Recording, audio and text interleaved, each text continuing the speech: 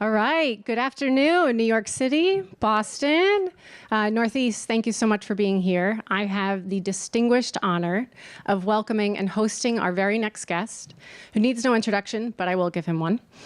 Former NFL wide receiver, Marcus Peterson. Now, before I invite him up to the stage, I think you'll really take a lot from today's discussion. And the reason being, Marcus's journey to the NFL and then post everything that he's accomplished has really been anything but linear.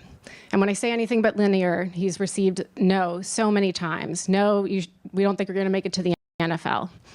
No, why are you going into finance? And how often do we hear no as sellers and live in a world of ambiguity? So really excited to have him here today. And if there's anything that I hope that you can all walk away with, it's three things. One is staying persistent. Two is how to pivot in the face of adversity. And last but not least, the importance of investing in yourself and in your network. Without further ado, Marcus, please join us up here.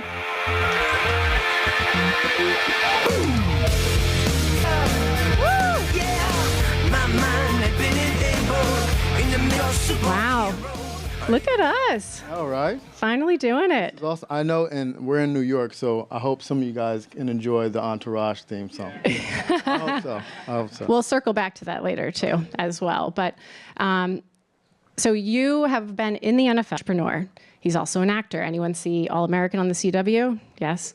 Good show. Financial advisor, has worked for a number of different financial advising firms. What haven't you done, really? Oh, man, the one thing I can't think of is just I haven't been a part of the Google sales team yet. Oh, well done, well done.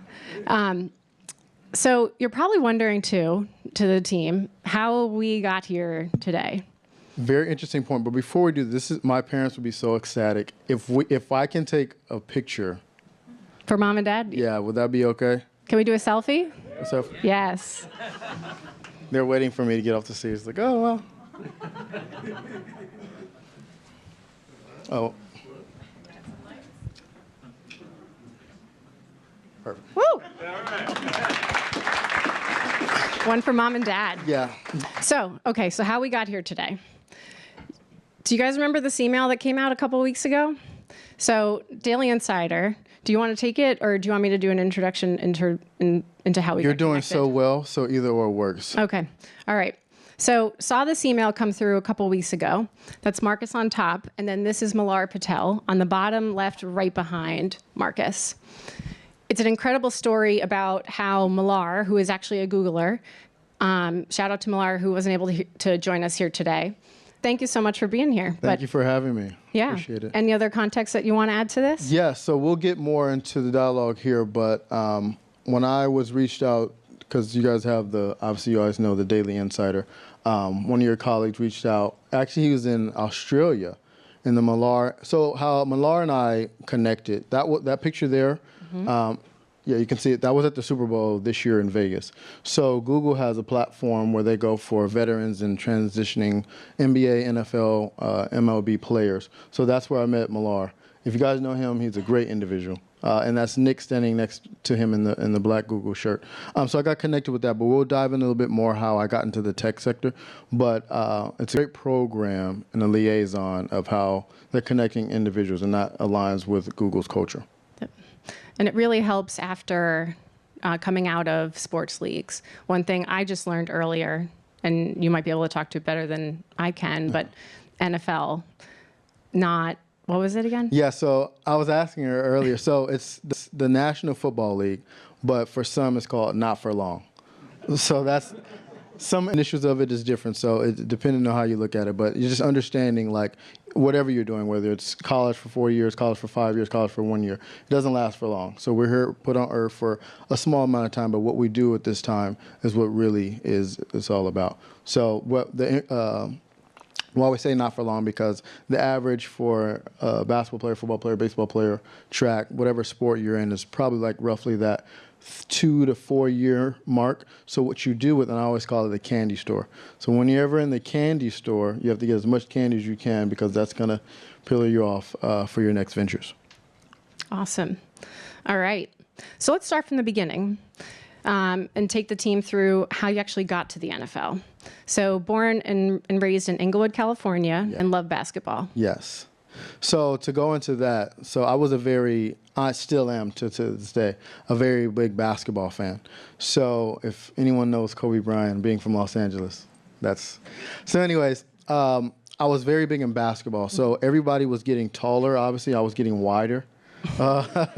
So I understood maybe I should do a little bit something different. So at that age, when you're like 14 to 16, your friends are like, you're at that adolescent age, your friends are kind of like what you do. So my best friend still to this day, he was very infatuated with football. So being in that kind of environment, I wanted to get into that as well. So I went to a very small private school in Inglewood as an 8-man. So technically, if you guys don't know football, it's 11 on 11. So I went to a very small school because it's very prestigious in basketball and education, but it was 12 of us on the team. So imagine you having 11 guys on the field, but 12 guys on the whole team. So it was 8-man football.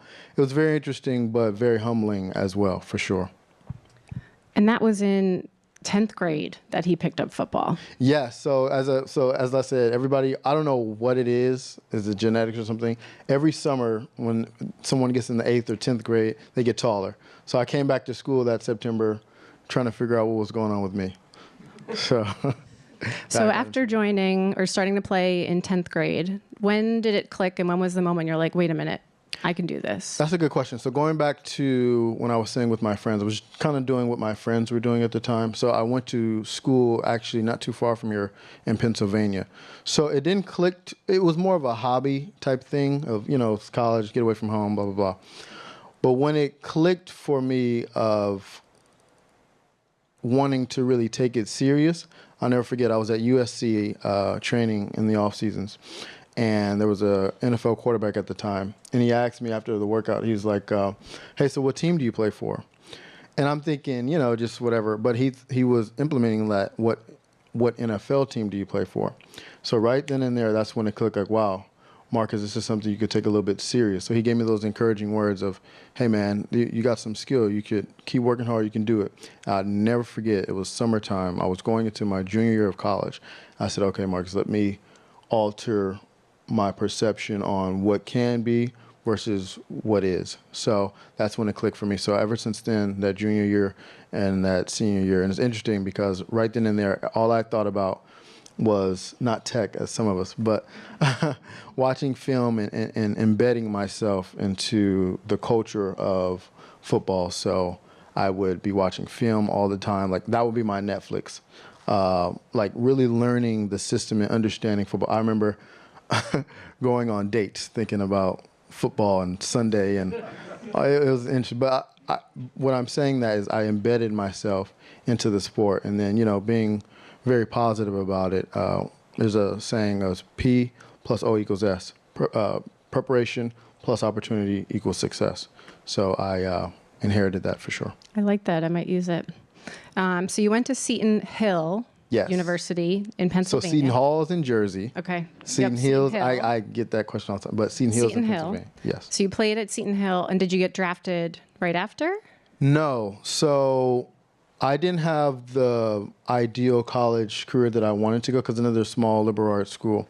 And with that, it was more of one of my mantras is prove yourself right. I really wanted to go because I wanted to prove others wrong. So going to a small liberal arts school, as some of us probably went to, the statistics of, making it to a big league is very slim to none. So it was more raising of, okay, raise you to be a good man, get a good job, take care of your family, things of that nature. But if you go to like Alabama or USC or University of Miami or something like that, as soon as you get your freshman year, you're working on, going into those higher sports. So we didn't have that culture, but I was surrounded by the good support system that had that culture of this is what we want to do and we're going to go all in. So from there, that's when I didn't get drafted, but I got a shot with the Cleveland Browns in Orange County. There was a quarterback that I connected with, and it's all going to make sense as networking and branding and sales all parallel with each other. We became in concert and had a good relationship. So he brought his coach and his vice president down in Orange County to come see me work out. But it wasn't just any, it was... Yeah, so it was Robert Griffin III. That was he was really good, as made some, at Baylor and also in the NFL. So that was a good relationship that we had. And then I worked out, and then this is another click for me. There's several clicks in my life, as we all have. This click where the coach and the VP, they gave me a standing ovation, like, we like you. Go get some good film, some relatively film. So how it goes is everything has to be current. It doesn't matter what you did 2 years ago. It doesn't matter what you did 3 years ago. It's what have you done for me lately. So I got the opportunity to... Very much like sales. Yeah, sorry.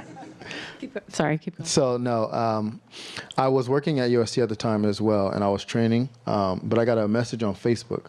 And there was a coach that said, hey, do you want to come to London and play football? But the only thing on my mind, again, was what the coach and the VP were saying. Do what you need to do, and 365 days from now, we can revisit this. So I said, you know what? I'm going to put it in God's hands. I was working in some job I was going to get fired at probably. And then, so I took a bet on myself, and I took a risk. Never been to England. So I went out there, but there was a kind of a stickler to it. They said, well, you have to pursue, higher education. And I just graduated from undergrad in May of that year. So I said, okay, I'll do what I need to do. This is only going to prepare me for the future. Again, going and understanding not for long. Whether I make it, good. Whether I don't, at least I have, a backbone to fall up on. So I took that leap of faith, and I moved to England, and I had an idea of what it is that I wanted to do, certain markers. So there was two things. I wanted the markers on the field and off the field. Understanding that, yes, the football aspect, but me being on another global aspect, I want to become and enhance my personal brand. Because God forbid football doesn't work out, I can leverage that personal brand on a global spectrum, not just kind of in the American realm. So I went there, I did what I needed to do, and I got the shot. And you were the first from your university to be drafted in the NFL, right? Yes. So for the two universities, I went to Seton Hill, as I said, and then University of Derby, which is in England. Out of those two universities, I was the first one to ever make it to play any professional league. So the thing about that one I was saying is I wanted to really go because being at the small liberal arts school, people were telling me, no, you can't do it. Let's look at some internships, things of that nature. But my mind was super focused on proving others wrong in a negative sense. And once I channeled that energy into a positive sense of proving myself right, that's when everything switched. So I really wanted to do it just to prove others wrong. And thank God it worked out because that was more of a motivation for me, just to kind of say how I told you so.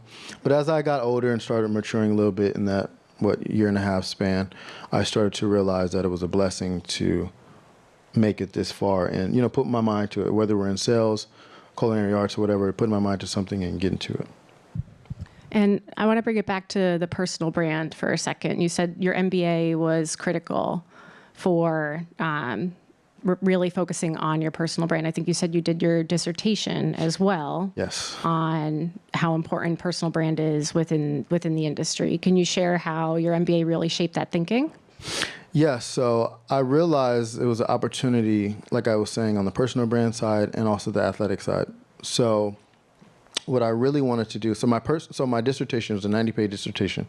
I'll never forget, it creeps me every time I think about it.